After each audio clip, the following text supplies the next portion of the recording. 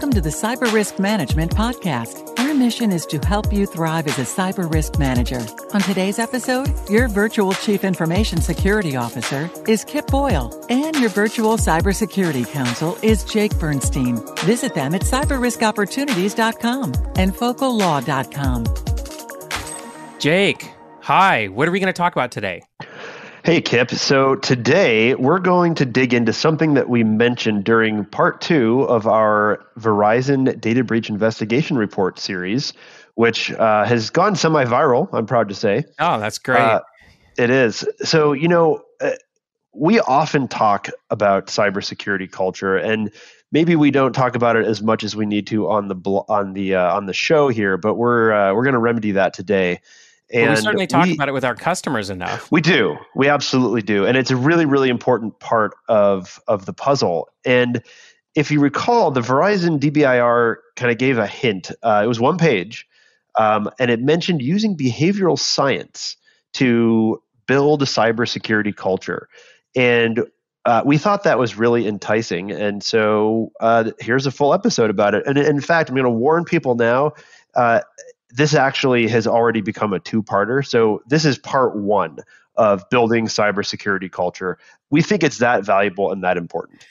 It is. It's also something that I have been careful to speak about in whether we're doing podcast episodes or whether I'm writing a white paper or an article or giving an interview. I'm really careful about talking about culture because in my experience, conversations about culture and culture change doesn't resonate with a lot of people up front. And so I don't want to turn people off by showing up and talking about culture right off the bat. A lot of people think, and I certainly have an opinion about this, that cybersecurity is all about technology. And sure, there's an awful lot about cybersecurity that is technology. And in fact, it's our use of technology that kind of got us into this situation in this problem space. But I really think that the way out is a combination of culture and technology. But anyway, so there you go. There's my own personal bias for why I haven't talked about it too much on the podcast. But anyway, let's just dive right in. So what we found, Jake and I, is that when we saw that reference in the DBIR, we went ahead and pulled 2 academic papers behind what they were saying in the report. And what we want to do is bring you the most valuable aspects of those papers and use this episode as a setup for the next episode that we're going to have, where we're really going to talk about the practicality of it all. So there is going to be real world practicality here. So stick with us.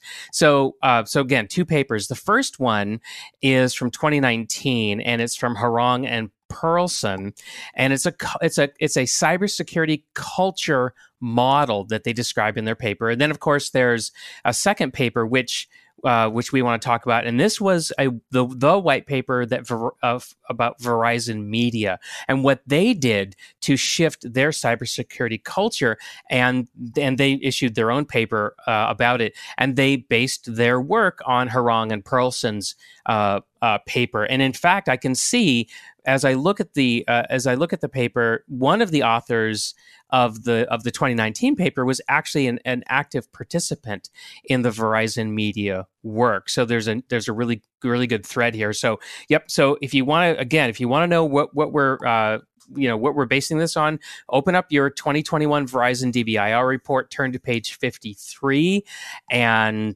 kind of that's where we're taking off from. So let's take a look at this model here, right? So the name of the paper is "For What Technology Can't Fix: Building a Model of Organizational Cybersecurity Culture." Okay, Jake, where should we start? So I like to start whenever I'm reading an academic paper with the abstract, and we are going to limit ourselves to, in terms of how much of the paper we're going to try to read you verbatim. However, the abstract is one where it's important to get at least most of it, because it's very, I mean, it's already very, very short. So organizational cybersecurity requires more than just the latest technology. Kip and I agree. That's not part of the abstract. To secure an organization, all members of the organization must act to reduce risk. Leaders have a special responsibility to understand, shape, and align the beliefs, values, and attitudes of the entire organization with overall security goals. Managers need practical solutions for dealing with the human side of cybersecurity. The model presented in this paper describes organizational cybersecurity culture, the factors that contribute to its creation, and how it can be measured. And the abstract does go on a little bit talking about the case study, but that's really for the next episode. So, Kip. I mean, it's hard for me to disagree with anything. I think I could say that I literally agree with every word in that abstract, and it's something that I have struggled to do over and over again throughout my career. And this is hard, and I don't think anybody can debate that in terms of suggesting that it's not difficult. It is very difficult to shift culture, no matter what the reason. I mean, you could shift culture. I mean, Microsoft shifted their culture to catch up to the internet change, right? So in the early 2000s, they pivoted, right, and then they did a massive culture shift in order to build security into their products, which I think they've been pretty successful at.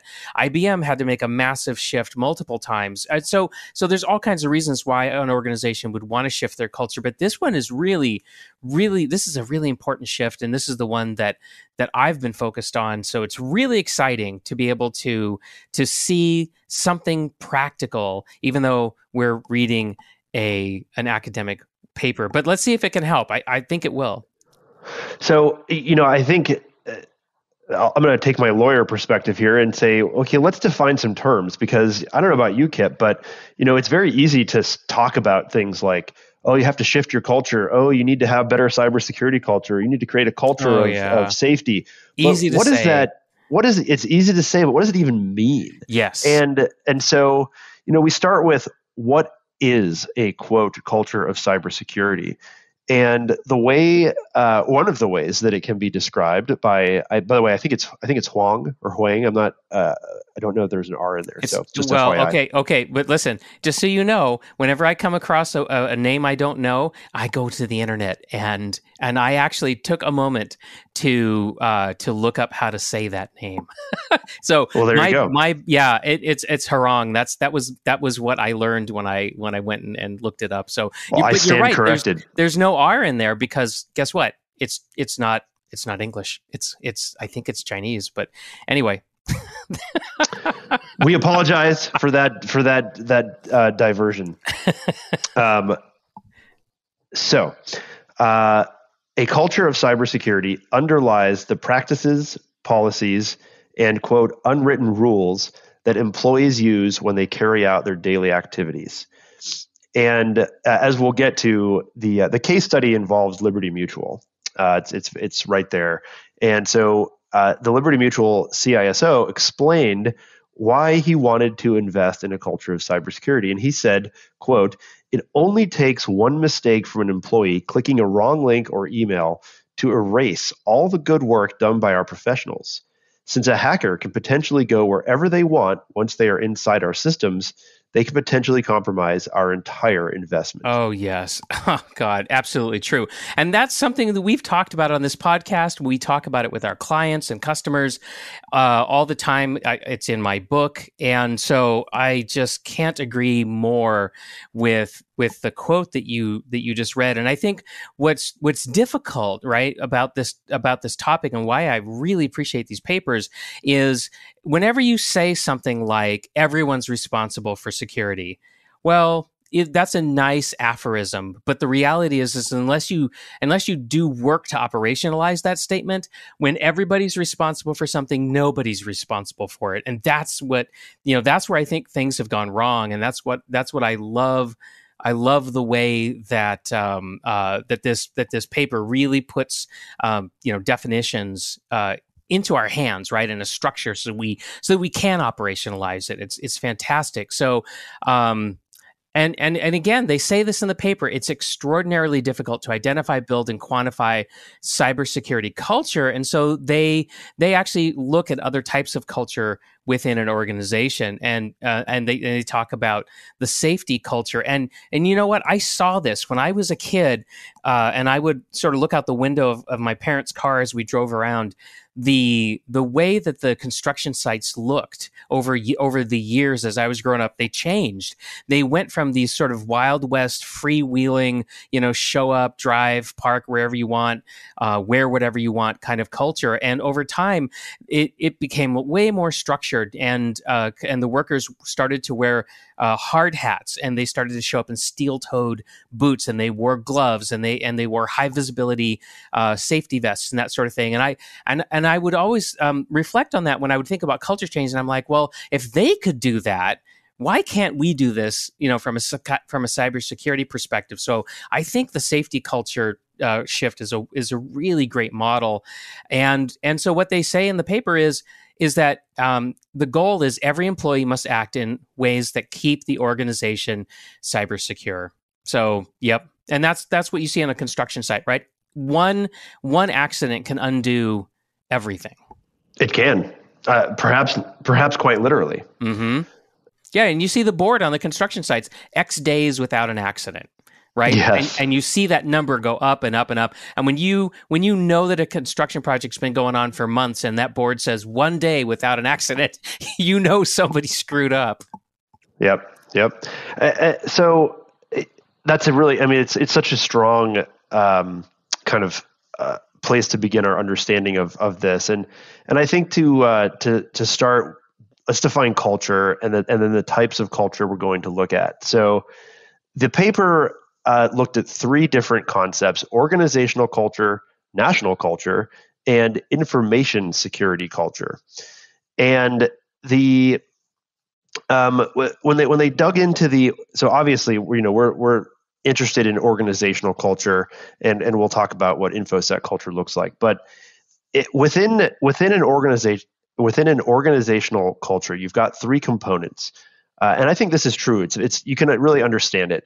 The belief systems that form the basis for collective action, the values representing what people think is important, and then artifacts and creations, which are kind of the art, technology, the visible and audible behavior patterns, et cetera, even myths, heroes, language, rituals, and ceremony. And we have those things in organizations, right? We have those things even as part of cybersecurity. I mean, there are rituals, there's specific language. You might not think of it that way, but it's true. Yeah, it absolutely is. And what's interesting to me is I've studied organizational behavior. I've done it academically, right? I went and took a graduate level certificate in executive leadership, and we talked about org behavior. And even before that, when I did my master's degree, in management, we talked about org behavior. And what's so interesting to me about org behavior is that it's often unintentional. Like the belief systems, the values, the artifacts, the creations are often not intentional, but they just sort of happen spontaneously. And often it's based on what the people who lead the organizations, what they believe, what they value, and what they create is what actually turns into the dominant culture. And so here's a case where we want to be intentional about creating a culture. So we've got to go about this a little bit differently. So I love that we're naming and claiming, and that we're going to flip the script and we're going to be intentional. So let's talk about InfoSec culture, right? So it's a subculture of the overall organization, and what's really interesting about InfoSec, and this is something we talk about all the time in my career space, is what's the difference between information security and cybersecurity, right? Are they synonymous? Are they different? Is it a Venn diagram where there's overlap, and what does that look like? And for culture purposes, Harong and Perlson say, well, we're not really after an InfoSec culture. That's a little different. We're after a cybersecurity culture.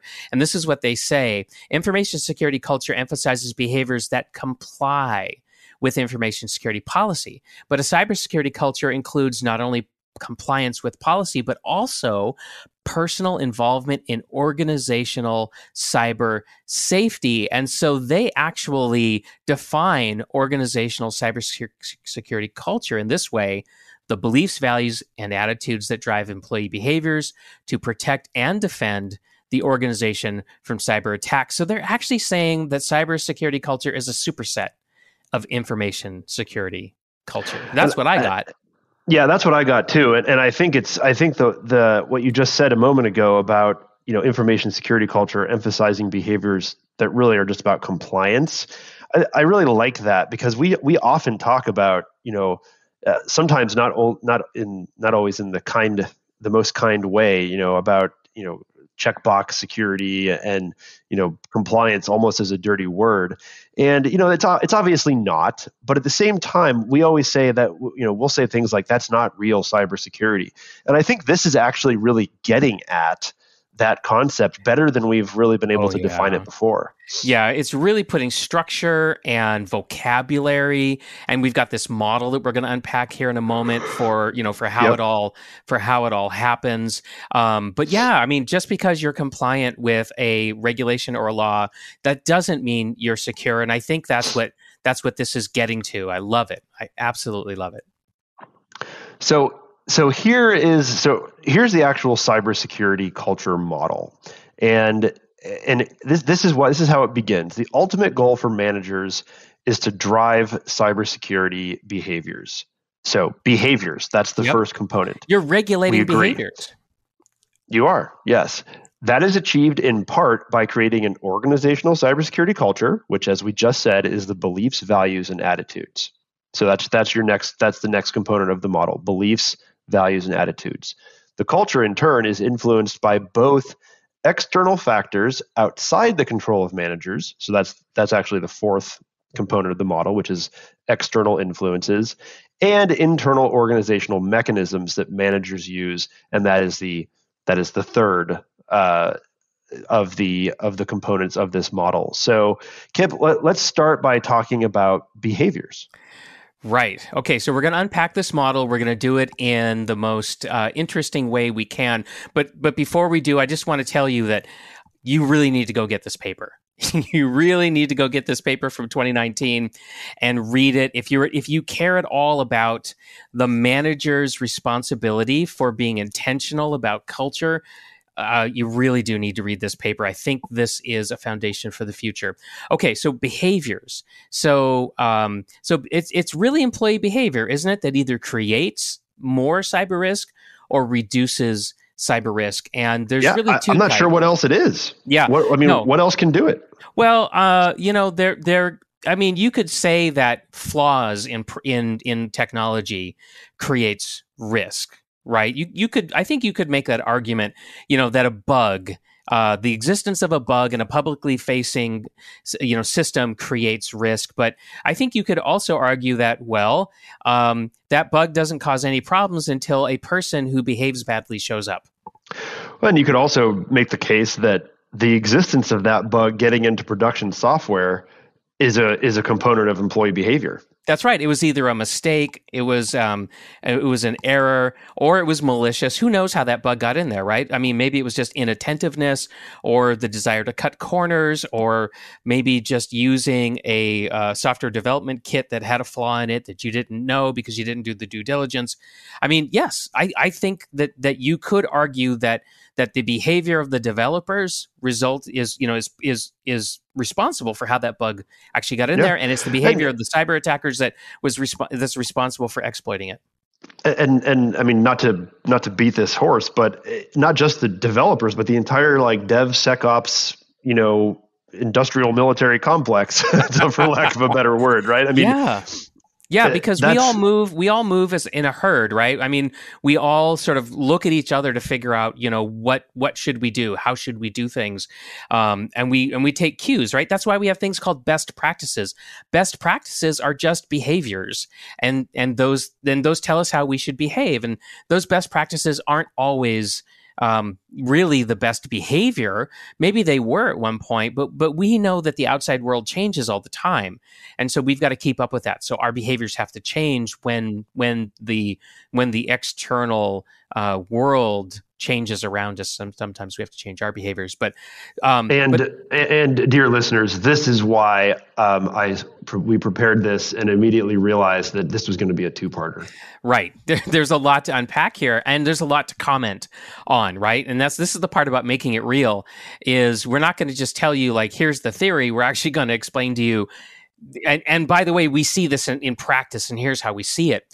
And I talk about this all the time with my customers and with my team about culture and behaviors. And I love the two types of behavior that this paper talks about. It talks about in-role cybersecurity behaviors and extra-role cybersecurity behaviors, right? So if you're behaving well in a support of your cybersecurity program in your role, well, then you're saying, well, I'm a customer service agent, and I don't develop software, so I can't help with that part of our cybersecurity program. But I do talk with customers, and there are things I can do in my role. There are ways I can behave that will support the management of cyber risk in the organization, right?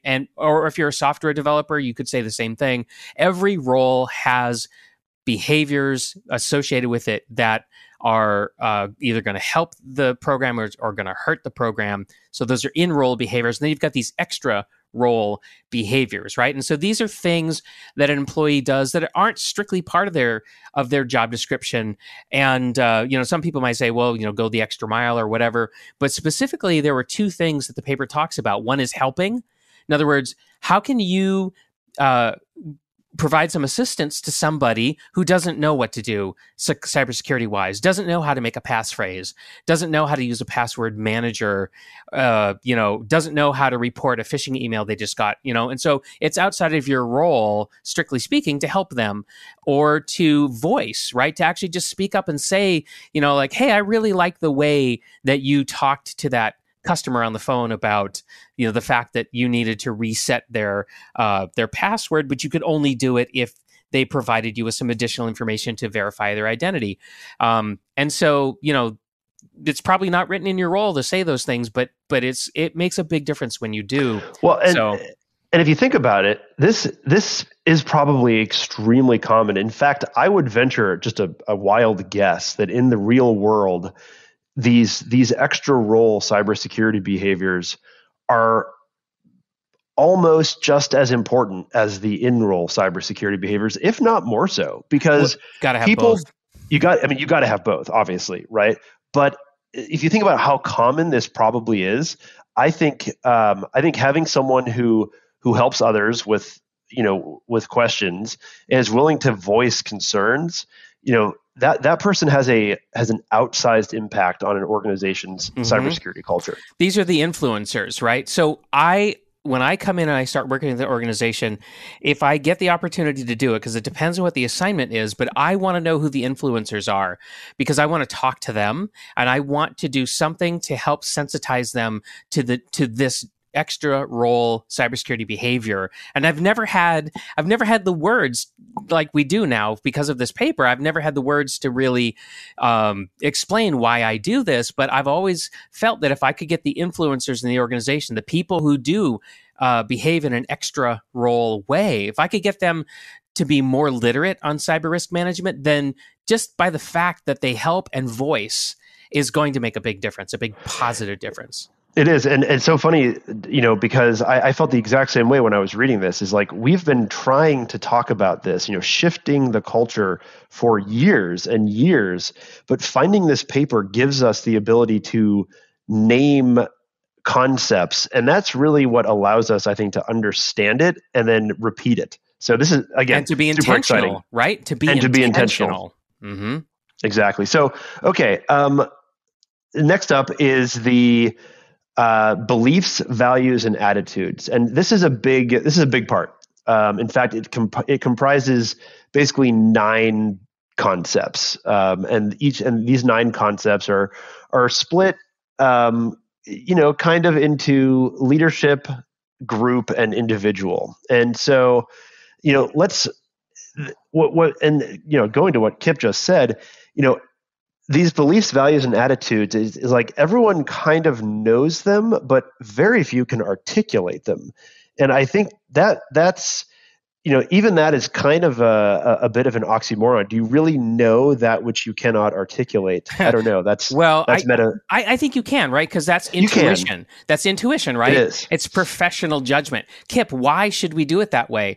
I'm not sure how to tell you, but I can just assure you that based on my experience, this is the way we need to do it. Yes. And I see this all the time, and you can see it in all kinds of disciplines. It's not just cybersecurity. People with a lot of experience just know what to do, but they can't always explain why.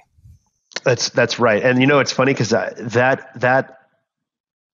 type of guidance is probably more and less effective on different types of people. Like lawyers that's not necessarily satisfying.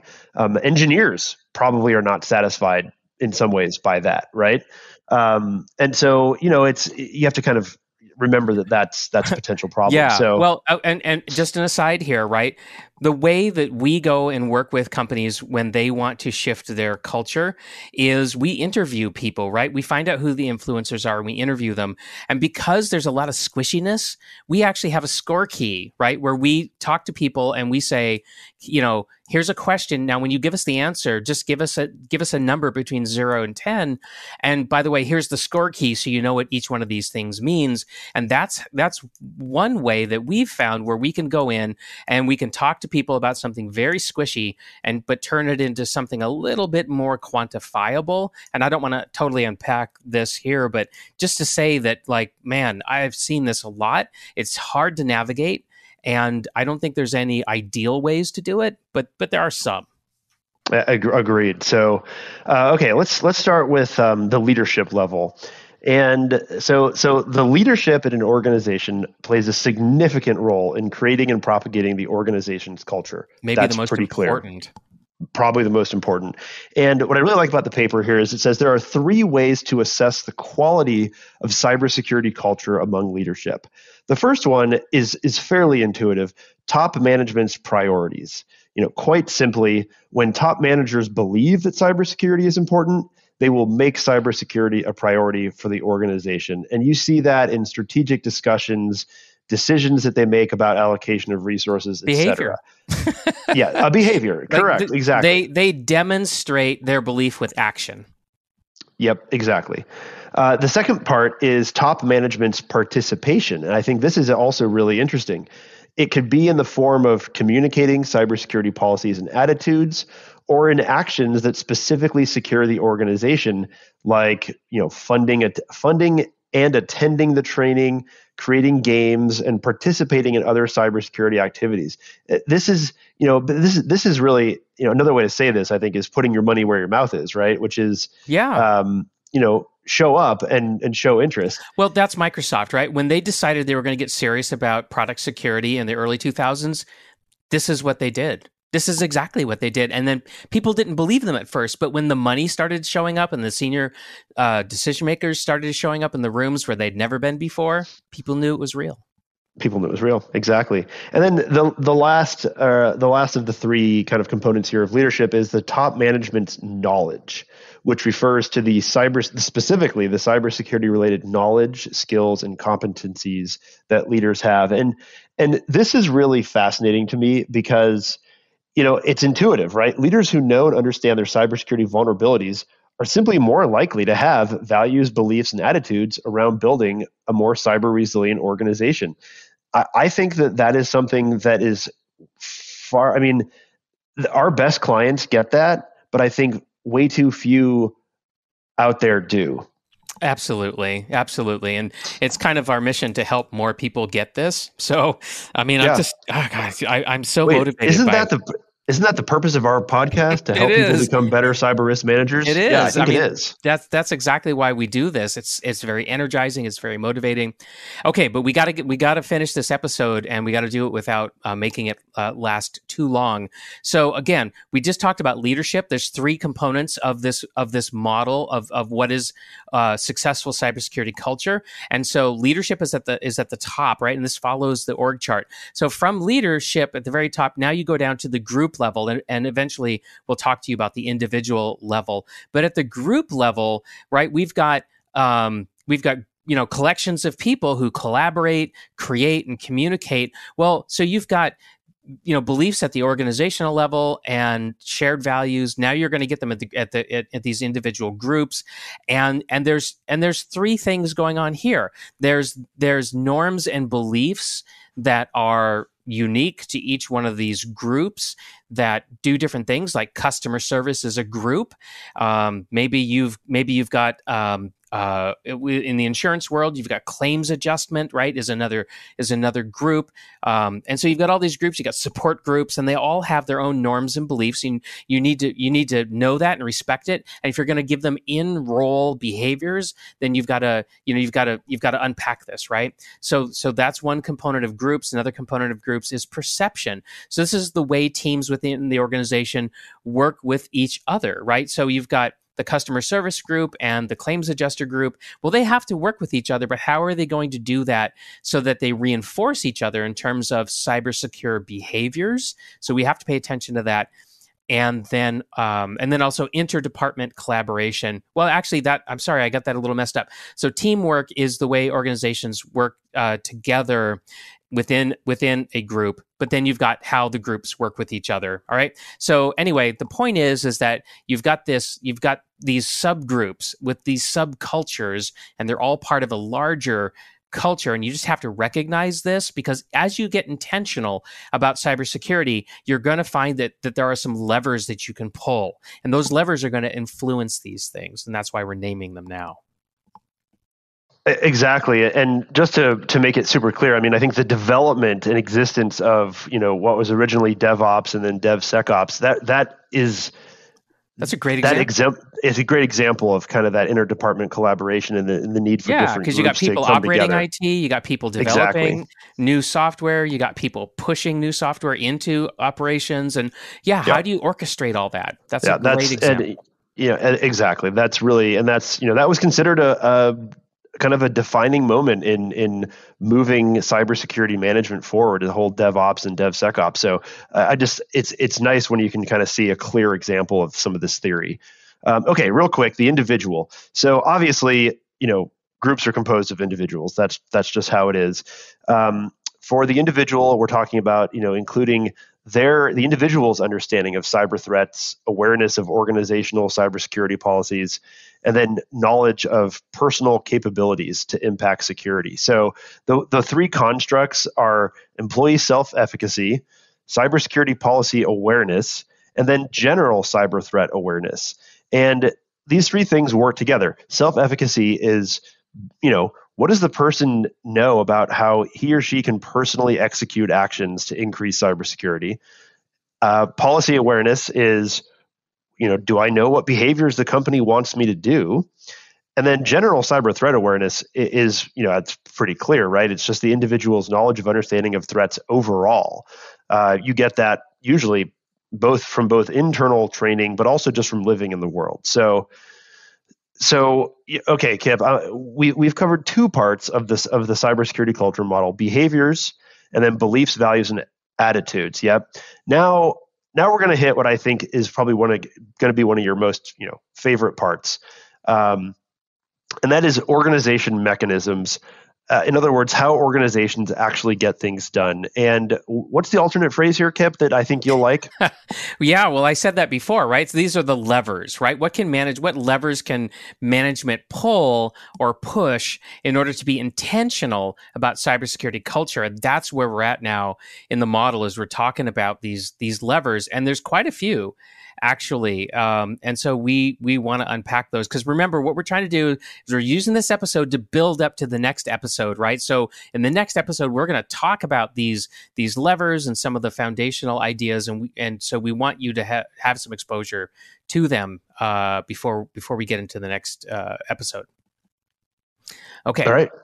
So there are 6 components that we want to highlight, and let's just go through them real quickly, and then in the next episode we're going to apply them, and probably from here on out in future episodes we'll just continue to refer to them because it's so useful. Okay, so cybersecurity culture leadership is one of those levers, and it refers to somebody who is the leader, right? The chief information security officer. It doesn't have to be the CISO who is the culture leader. It could be somebody else on that person's team, or it could be somebody in maybe human resources. But whoever it is, you need a leader. Yep. Okay, next one is performance evaluations. This is quite simply the inclusion of measures of cybersecurity compliance and behaviors in the employee's formal evaluation processes. Yes. It's not something that is necessarily the most fun, but it is a really important lever. Right, and this is where you really pin, this is where you pin people's behavior to a consequence. And this is what makes it real for people, because what I've found is that in organizations, the one person who matters the most to an employee is their supervisor. Who writes the performance evaluation? The supervisor. So if there's going to be cybersecurity measures in the performance evaluation, that is going to make employees sit up and pay attention. So that's an super important lever. And then related to that, the third lever in this model is rewards and punishments. Now we want to use, another way of saying this is carrot and stick, right? We want to use carrots as much as possible. Sometimes people don't, you're not putting out the right carrot, or people, eat the carrot and then they still don't act the way that you need them to, right? You're going to regulate behavior, and you have to find ways to tell people when they're doing the right thing. And unfortunately, sometimes you have to tell people when you're doing the wrong thing. Now, this is really difficult ground, because do you want to fire somebody just because they click one time on a phishing link as part of a test? I don't think so. I think that's pretty severe for most organizations. But if you get somebody who just clicks with wild abandon and never responds to your pleas to hey, don't do that. Well, now what you're going to do, in my opinion, is you're going to get them into what most organizations have, something called a progressive disciplinary system, where it starts maybe as a verbal warning, and then you move on to written warnings, and then eventually you show them the door because they're just not interested in following the rules. And I think it's interesting too. I mean, there's the person who kind of refuses to learn, but then there's also the person who's I guess I'll call it antisocial behavior is discovered because of these tests. And the paper just points out that there was one company where that an employee was fired for repeatedly and purposely failing phishing exercises.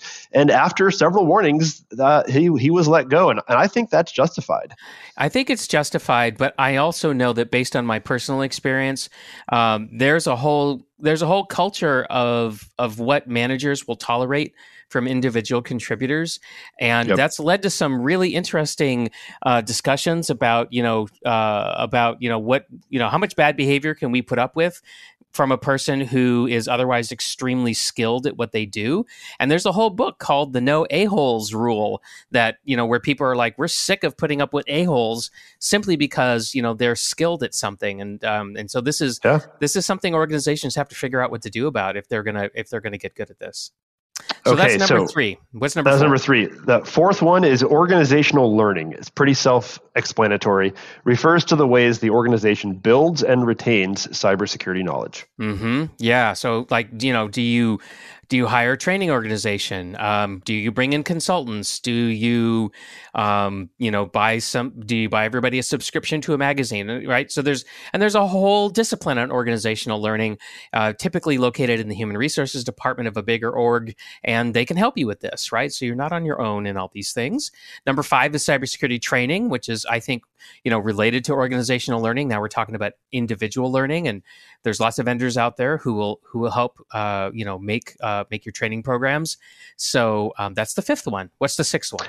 And the sixth one is communications channel, and it refers to coherent, well-designed messages about cybersecurity communicated using multiple methods and networks. And this one, I think, needs a little bit more explanation. A little bit, yeah. Yeah. So, for example, some orgs create cybersecurity-based marketing style campaigns to influence behaviors, in order to keep the issues front and center. Another example would be to include a short communication at the beginning of every company meeting just to share a cybersecurity message. That can be handy, kind of like, it almost becomes a ritual, right? We talked about rituals at the beginning. We're having a company meeting. We start the company meeting with a 30-second soundbite about cybersecurity. That helps to keep things fresh and, in memory. I'll never forget my introduction to this item here, number 6. The fact that you have to communicate over multiple channels and you have to communicate over and over and over again, because I was guilty of something that I see people do all the time. I want the organization to know something like, hey, we just changed our password policy. Now it's 10 characters instead of 6. And in the past, I'd be like, okay, I'm just going to write an email about that. All right, send all. Okay, done. Policy implemented. And no, not even close, Kip. You need an entire marketing program. And so what did I do when I learned that? I went over to the marketing department and I said, help. I don't know anything about marketing. All I know is I'm trying to communicate this policy change and I am flailing and not doing a good job. And they were wonderful. They said, oh, well, not a problem. Here's our template for how we do marketing campaigns. And hey, we've got people who can make videos and help you. Do you want to get this into our employee newsletter? And I was just like, oh, a cool, tall glass of water. And I was lost in the desert. Thank you. And Kip, it just occurred to me as we're having this conversation that, if I'm a litigator and I'm, questioning company leadership that I've sued because on behalf of a class action, I'm going to ask questions like, well, how do you communicate the importance of cybersecurity? And if someone says, well, we just send an email, I think very rapidly that begins. That's not reasonable. It's not reasonable. That's exactly it. So, okay. We're almost done here with today's episode. So last, though certainly not least, is external influence. And we have to talk about the fact that not everything that goes on in the world happens inside your four walls. You've got to pay attention to what's going on. You do. And it's quite simple, right? Attitudes, beliefs, and values that an individual or organization has are shaped by external influencers. And the model really defines 3 of them. One is societal cybersecurity culture. That refers to just the broad culture of the society in which an organization resides. Some countries have laissez-faire attitudes. Others have less, right? Right. Second one influences. That influences our culture. Second one is super important, right? External rules and regulations. That's the laws, guidelines, and regulations imposed by government and other industry organizations. I think that one is fairly straightforward. We talk a lot about those. We do. And then the other one is also extremely important, peer institutions. And that refers to the pressure felt by managers in an organization from actions that their peer organizations have taken. In other words, it's the feeling of kind of an organizational keeping up with the Joneses. Yep. You really do need, for some reason we feel this need to run as a pack. There's safety in numbers, right? And I think that's what it is. It's human nature. Yeah, it really is. And a tangible example of this, right, is the Center for Internet Security's, top 20 critical security controls.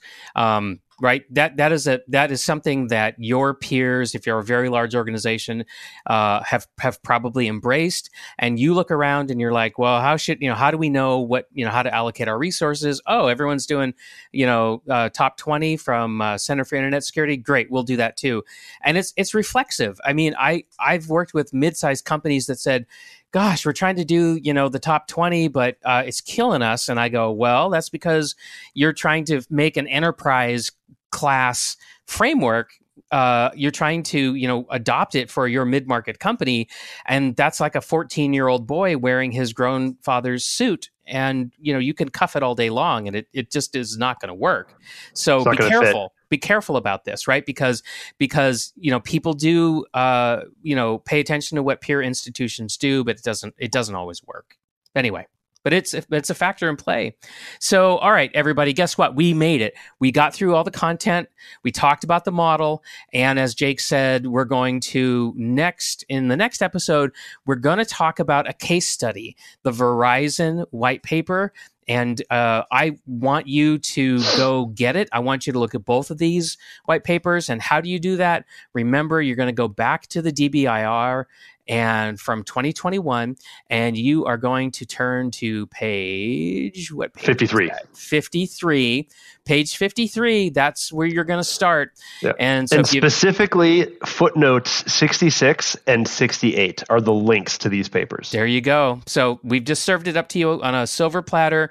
You've got 2 weeks to go do your homework and then come back to class in the next episode. And then we're really gonna start getting practical with you. So, okay, is that it, Jake, for this one? That's it. Okay, everybody, thanks for sticking with us. That wraps up the episode. We did part 1 of this idea of using behavioral science to be intentional about cybersecurity culture. We thank the DBIR for bringing this to our attention, and we're going to unpack what Verizon did with all this information. So we'll see you next time. See you next time. Thanks for joining us today on the Cyber Risk Management Podcast. Remember that cyber risk management is a team sport, so include your senior decision makers, legal department, HR, and IT for full effectiveness. So, if you want to manage cyber as the dynamic business risk it has become, we can help. Find out more by visiting us at cyberriskopportunities.com and focallaw.com. Thanks for tuning in. See you next time.